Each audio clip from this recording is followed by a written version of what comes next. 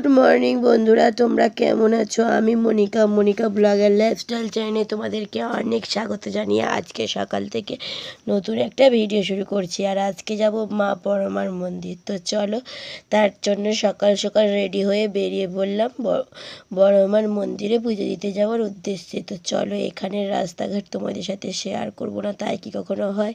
এখানের রাস্তাটা তোমাদেরকে তো বারবারই দেখিয়েছি, প্রচুর পরিমাণে সরু রাস্তা আর চারিপাশে বাড়ি ঘর আর সবুজ পরিবেশ। তো চলো, আমি তো যাচ্ছি আর দেখছি, আর তোমাদেরকে দেখাবো না, তাই কখনো হয়? আজকে যেহেতু সরস্বতী পুজোর পরের দিন, মানে এবছর তো 2 দিন ধরে সরস্বতী পুজো হয়েছে, তো আজকে হচ্ছে মঙ্গলবার।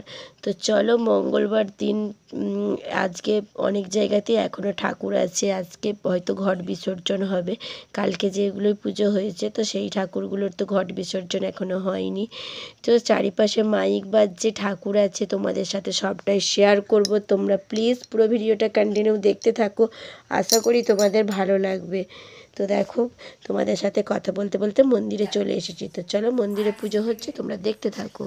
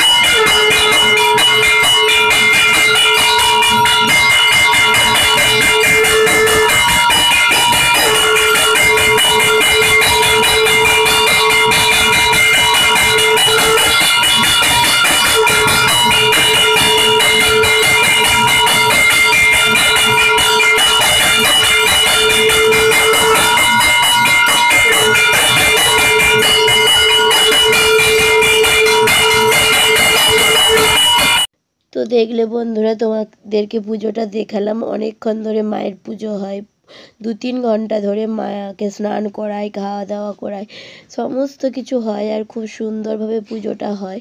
আর এখানে দেখো কত পরিমাণে গাঁদা ফুলের গাছ লাগিয়েছে, আর আছে ডালিয়া ফুল, কি সুন্দর লাগছে দেখো, কি মিষ্টি, যতই দেখছি ততই যেন মন ভরে যাচ্ছে।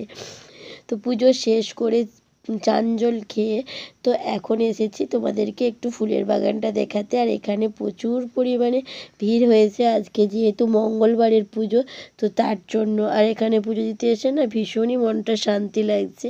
তো পুজো হয়ে গেছে, এখন প্রচুর মানুষের ভিড়। এখানে ট্রাক্টর আর সমস্ত কিছু পুজো দেওয়া হবে, গাড়ি ট্রাক্টর সমস্তটা।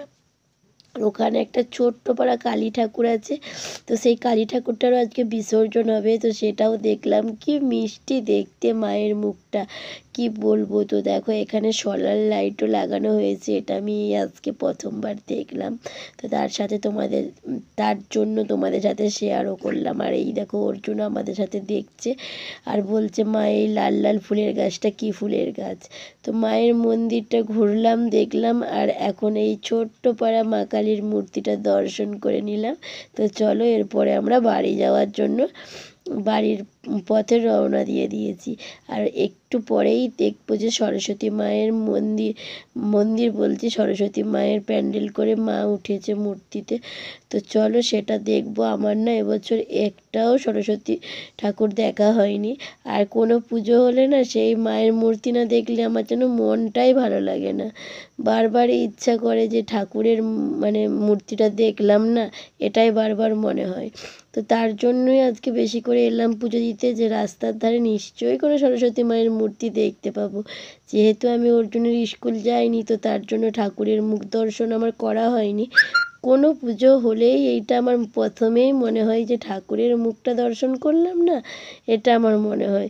তো এখন একটু মনটা ঠিক লাগছে, যেহেতু ঠাকুরের মুখটা দর্শন করতে পারলাম। এখানে কত বই খাতা দিয়ে পুজো দিয়েছে দেখো, খুব সুন্দরভাবে পুজো হয়েছে। আর প্যান্ডেলটাও কিন্তু খুব সুন্দর করেছিল। আর মায়ের মুখটা তো বলার কোনো ভাষাই নেই, কী মিষ্টি যে লাগছিল দেখতে, কি বলবো। আমার তো খুব ভালো লেগেছে।